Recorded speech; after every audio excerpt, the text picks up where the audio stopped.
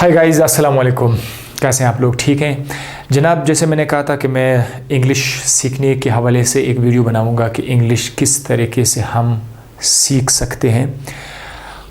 आपको पता है इसकी इम्पोर्टेंस कितनी ज़्यादा है, इसकी अहमियत कितनी ज़्यादा है। आजकल आपका सारा जो एजुकेशन है वो इंग्लिश में है। बुक्स आप देखिए वो इंग्लिश में है। अगर आप हायर एजुकेशन पे जाना चाहते हैं, एमफिल पीएचडी, आपको लिखना पड़ता है इंग्लिश में ही लिखना पड़ेगा।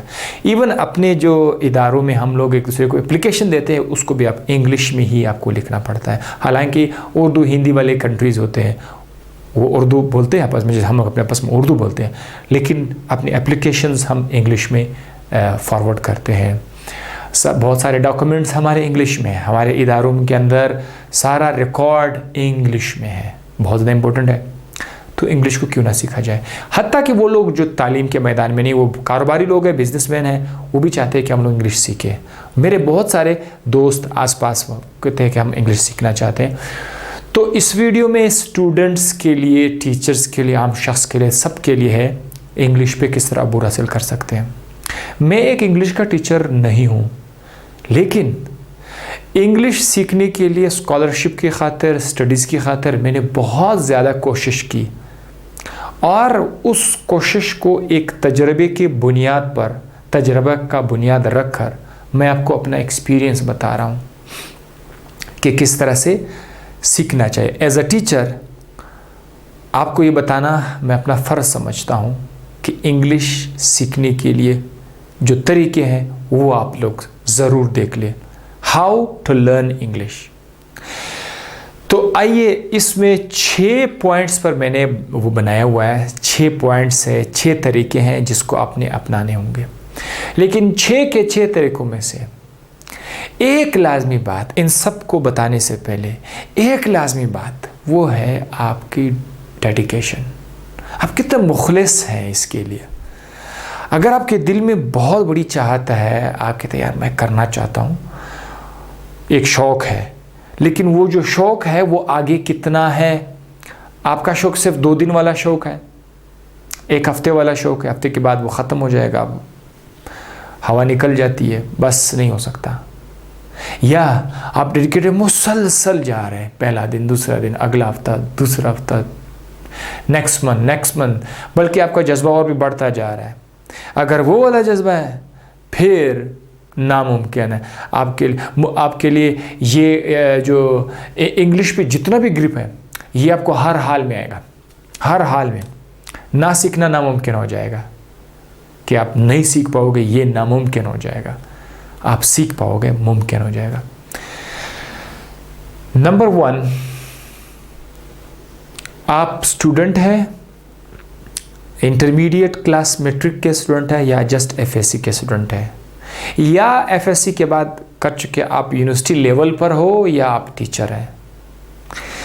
अगर आप छोटे लेवल यानी मैट्रिक या एफएससी लेवल के स्टूडेंट हैं तो मैं सजेस्ट करता हूं कि आप एक एकेडमी में एडमिशन ले लें। किसी भी एकेडमी में ज़रूर एडमिशन ले लें, 3 महीने 4 महीने। उसमें आप बेसिक ग्रामर सीख लें। बेसिक ग्रामर वहाँ पर आप देखिए, बेसिक टर्म्स, ठीक है, verb, subject, object, helping verb वगैरह वगैरह, ये आपको आ जाएंगे लाजमी तौर पर, ठीक है। वो आपने एकेडमी में आपने सीखनी है। बेसिक टर्म्स, सेंटेंसेस जो है, जैसे कि प्रेजेंट टेंस है, पास्ट टेंस है, फ्यूचर टेंस है, ये आप एकेडमी में देख लेंगे। और अगर आप हायर लेवल के हैं, आप यूनिवर्सिटी लेवल है पर आ चुके हैं, आप टीचर हैं या मतलब एफएससी कर चुके हैं, तो आपको एक बुक लेनी होगी, उसमें ये बेसिक ग्रामर आपने सीखना होगा उधर से। उसके अंदर आप देखिए बेसिक टर्म्स क्या है, सेंटेंसेस किस तरह सीखते हैं, पैसिव वॉइस, एक्टिव वॉइस, वो खुद देख लें। तो बेसिक ग्रामर सबसे पहला आपने सीखना है, चाहे आप छोटे ग्रेड के स्टूडेंट हैं या आप बड़े ग्रेड के स्टूडेंट हैं, आपको बेसिक ग्रामर सीखना होगा। चाहे आप किसी टीचर के पास जाए, एकेडमी जाए, खुद पढ़े, जो भी हो, लाजमी अपने ये करना है। अब इसके साथ साथ पैरेलल एक और काम करना पड़ेगा, दैट इज नंबर 2 रीडिंग, आप रीडिंग करते जाओगे, रीडिंग प्रैक्टिस करते जाओगे। रीडिंग के लिए मैं आपको एक अच्छा मशवरा देता हूँ न्यूज़पेपर का। इंग्लिश जो न्यूज़पेपर है वो मैं आपको उसका मशवरा देता हूँ, क्योंकि उसके अंदर ज़िंदगी के मुख्तलिफ़ पहलू पे जो है लोग बात करते हैं, politically, geographically, medically, sports and so on. ये सारी की सारी चीज़ें वहाँ पर है। तो आपका माइंड जो है उसके साथ आदी हो जाएगा मुख्तलिफ़ किस्म के सेंटर, ताकि कल जब टेस्ट आ जाए, टेस्ट में किसी भी एरिया को उन्होंने फोकस किया होगा, आप पहले से उसके साथ फेमिलियर होगा, वाकिफ़ होंगे। इसके अलावा न्यूज़पेपर आपको नॉलेज भी प्रोवाइड करता है, करंट अफेयर्स क्या चल रहा है वो आपको देगा, ठीक है। न्यूज़पेपर को पढ़ने का तरीका क्या है? न्यूज़पेपर आप उठा लेंगे, उसके अंदर 4, 5, 6 पेजेस होंगे। आपने स्टार्ट में न्यूज़पेपर का एक पेज लेना है, उस एक पेज में 2 या 3 हेडिंग्स आपने पढ़ने हैं, और उस हेडिंग्स का जो तफसील है उसमें से एक तफसील आपने पढ़ना है। जैसे कि मिसाल के तौर पर country has to take more strict decision, अखबार में लिखा हुआ है। अब एक हेडिंग आपने देख लिया, आपके पास एक हाइलाइटर होगा, वो हाइलाइटर से आप देखें has take more strict decisions, आपने देखना है कि इसके अंदर जो वोकैबलरी है वो कौन सी यूज़ हुई है। अब देखो ये मैंने इधर 2 वोकैब्स के साथ भी 2 लिखा हुआ है, इसके साथ भी 2 लिखा हुआ है, क्योंकि आपकी जो वोकैबलरी है मैं चाहता हूँ कि आप उसको रीडिंग के साथ कनेक्ट कर दें। वोकैबलरी अगर आप चाहते हैं कि मेरे पास वो लोगों ने मैंने खुद 2000 लगभग 2500 वोकैब्स मैंने याद किए थे। लेकिन चूंकि मैं एक टीचर हूँ, हमेशा उर्दू में बोलता रहता हूँ, तो मैं जब किसी के साथ इंग्लिश में बोलता हूँ तो काफ़ी दिक्कत होती है मुझे उन वोकैब्स को यूज़ करते हुए। बहुत ज़्यादा मुश्किल है। सिंपल सादा इंग्लिश, उसमें काफ़ी मिस्टेक्स भी होती है, चूँकि हम स्पीकिंग जो है बहुत कम करते हैं, ठीक है। तो इसीलिए मैं आपको यही मशवरा देता चाहूँगा कि आप रीडिंग के साथ साथ वोकैबलरी भी देख लें। यहाँ पर आप उसको अंडरलाइन करेंगे स्ट्रिक्ट, इस तरह। इधर जब आप कॉलम पर आएंगे तो बहुत कुछ उन्होंने लिखा होगा, वो भी आप रीड करेंगे। रीड 3 बार, 4 बार, 5 बार, 10 बार, ज़्यादा से ज़्यादा रीड करें। एक बार नहीं, एक बार गुजारा नहीं होगा, उधर से बार बार रीड करना पड़ेगा, ताकि उधर जो लिखा हुआ है उसका नक्शा आपका दिमाग पे करेगा। दिमाग ना बड़ा अजीब सा है, इसको ना स्टार्ट में ये बोलोगे ना तो शायद आपका दिमाग उसको पिक नहीं करेगा, वो कहते हैं यार पता नहीं क्या है। तो आप बार बार बोलोगे, आपका दिमाग को ये पता चल जाए कि इस बंदे ने मुझे छोड़ना नहीं है, इसीलिए वो आखिरकार क्या करेगा, उसके अंदर आइडियाज़ को जनरेट करने की कोशिश करेगा, ठीक है। तो इसलिए बार बार पढ़े, कम से कम 5-10 बार तो पढ़ लें। ये पढ़ने के बाद वहाँ से आप वोकैब्स उठाएंगे, अंडरलाइन करेंगे और यहाँ पर लिखेंगे उसको।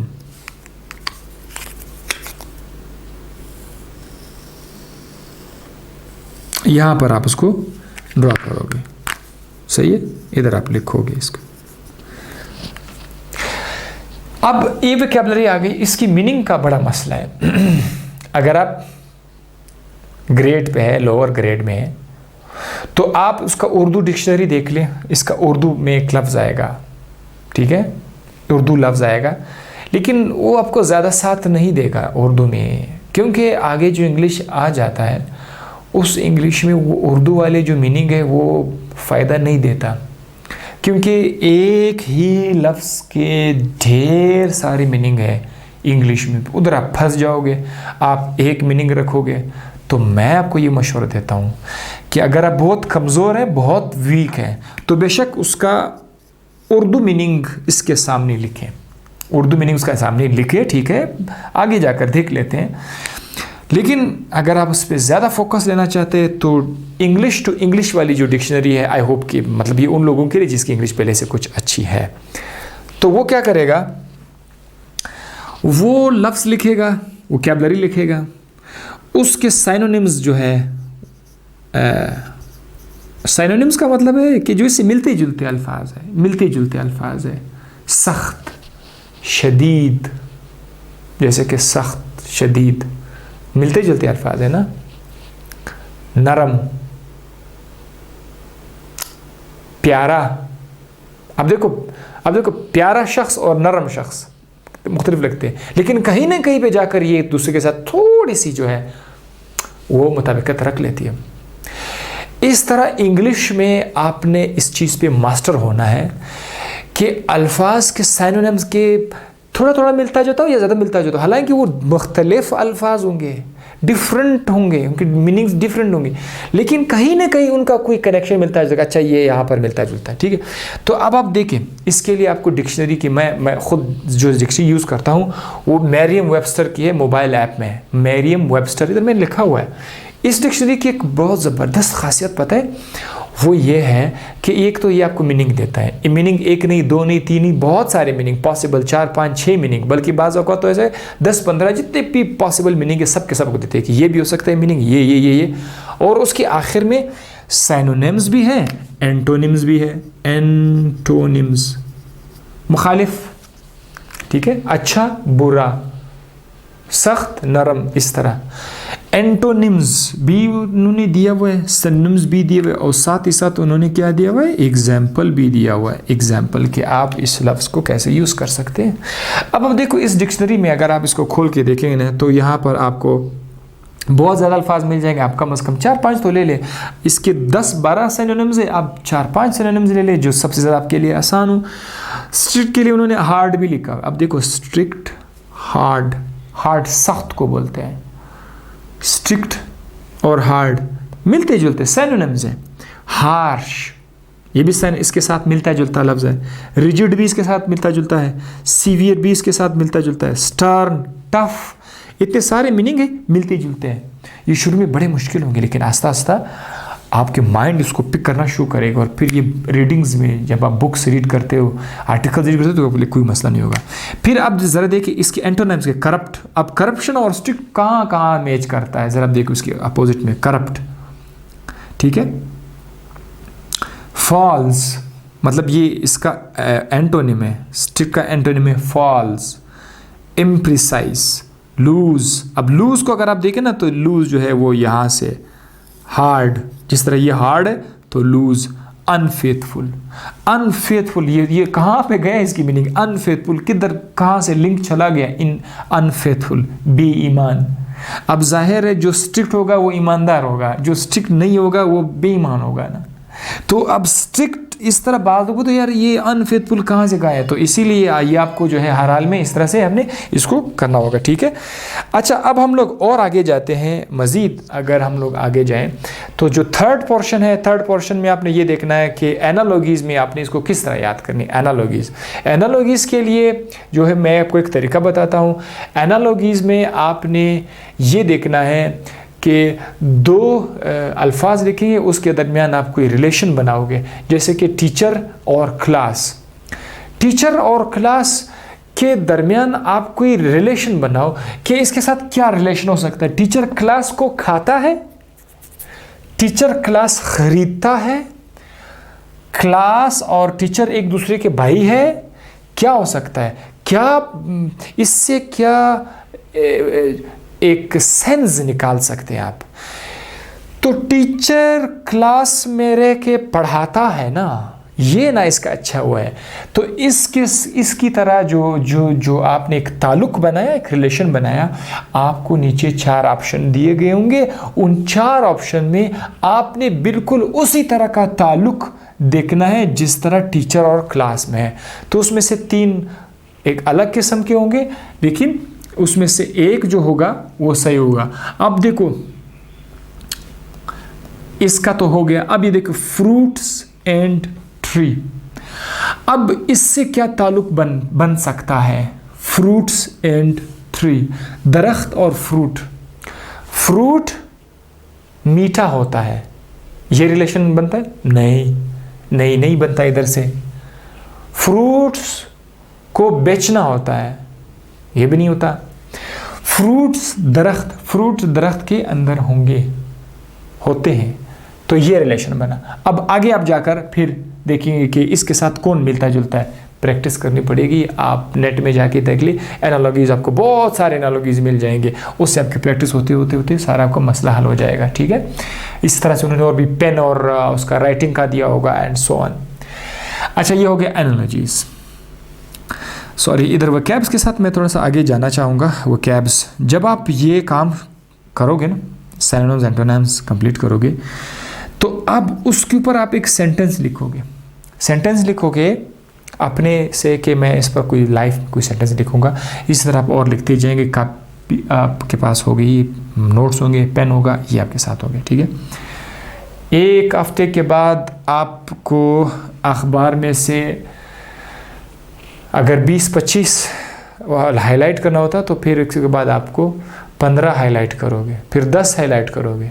एक ऐसा टाइम आएगा 3-4 महीने के बाद कि आपको शायद हाइलाइटर की ज़रूरत ही ना पड़े। आप इतने एक्सपर्ट हो गए होंगे कि कुछ वोकैबुलरीज तो बार बार रिपीट होकर के आएंगे, जो नए वोकैबुलरी आएंगे शायद एक डिक्शनरी में उसको देखने की ज़रूरत ही ना पड़े, आप उसका मीनिंग खुद ही अपने सेंस से उठा पाओगे, ठीक है। ठीक है, अब हम फोर्थ पे आते हैं, लिसनिंग की तरफ। लिसनिंग,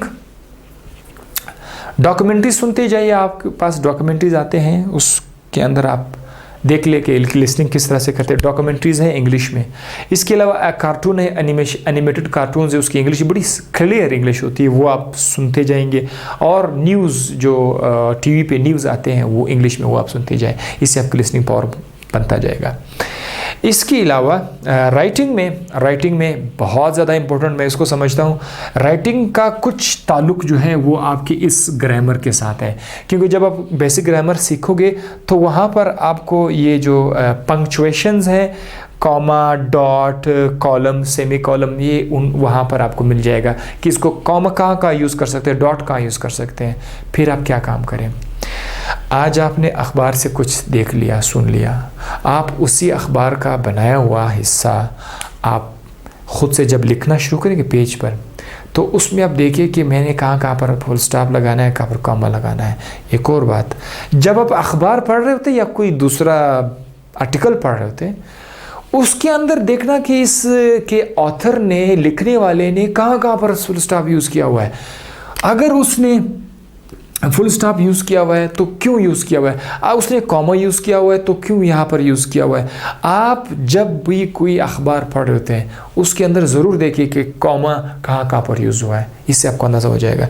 तो ये जो राइटिंग स्किल्स हैं ये भी आपकी रीडिंग के साथ है। जब आप रीडिंग करते जाओगे तो साथ साथ ये देखना कि कॉमा, सेमीकोलन वगैरह कहाँ पर यूज़ हो रहा है, इससे प्रैक्टिस हो जाएगी। लास्ट में है स्पीकिंग। आपके पास आसपास दोस्त होंगे, दोस्त नहीं है कोई मसला नहीं है, नो प्रॉब्लम एट ऑल। आप मोबाइल खोल दें, कैमरा खोल दें और उस पर एक वीडियो बना दें, या उस पर आप वॉइस मैसेज कर दें, लंबा सा 5 मिनट 10 मिनट का वॉइस मैसेज जो है आप उसमें डिलीवर कर दें, और फिर ख़ुद सुन लें, फिर डिलीट कर दें, फिर दूसरा बना लें, ख़ुद सुन लें, डिलीट कर दें। इसी तरह से आपका ये स्पीकिंग लेवल भी ठीक हो जाएगा। सबसे ज़्यादा फोकस जो था वो मेरा किस चीज़ पर है, पहला, दूसरा इन पर है, ठीक है, कि आपकी प्रैक्टिस हो जाएगी इनसे। इस तरह अगर आप करोगे तो कोई भी टेस्ट होगा, चाहे वो स्कॉलरशिप के लिए, चाहे वो GRE है, चाहे वो जो भी हो, वो आपके लिए आसान हो जाएगा इंशाल्लाह। आप बनोगे मास्टर इस इंग्लिश के ऊपर। मैंने 5 साल मेहनत की, 5 साल में कई वोकैब्स यूज़ किए, कई जो है रीडिंग कर लिए, लेकिन आज तक जो है मैं मुकम्मल नहीं हुआ। अभी भी मैं बहुत कमज़ोर हूँ, इसके हवाले से बहुत वीक हूँ। अभी भी मैं कोशिश करता हूँ कि मैं अपना रीडिंग और राइटिंग में जो है उसके अंदर कॉमा, फुल स्टॉप का ख्याल रखूँ, लेकिन फिर भी मुझसे मिस्टेक्स होती रहती है, क्योंकि मैं जो है वो पढ़ाना होता है, लिखना हमारा बहुत कम होता है कि मैं बुक्स लिख रहा हूँ वगैरह होता हूँ। इसीलिए मैं कहता हूँ आपको, तो मैं ये मशवरा देख सकता हूँ कि अगर आप अपने आप को मास्टर करना चाहते हैं तो ये सारी की सारी टेक्निक्स देख ले, इंशाल्लाह आपको बहुत फ़ायदा होगा। अपनी दुआ में याद रखिएगा। अल्लाह हाफिज़।